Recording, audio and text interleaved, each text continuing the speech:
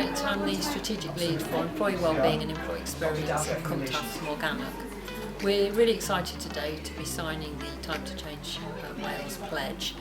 We've done a lot of work over the last 2 years in setting up wellbeing services for staff coming out of COVID. But when we talk to staff, we still realise that there's a lot of staff still feel uncomfortable about talking about emotional wellbeing and mental health.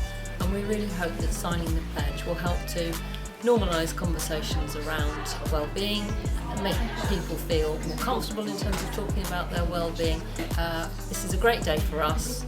It's great to be doing it on World Mental Health Day, and we look forward to what the future holds to us in the next few months as we implement our actions on our Time to Change Wales pledge. So I'm Dr Andrea Davies, Interim Head of Mental Health Psychology, and I'm really pleased that Cwm Taf Morgannwg is signing the Time to Change Wales pledge today. We know that 1 in 4 people experience mental health problems at some point in their life, and it's really important that as an organisation we pull together and really look after each other.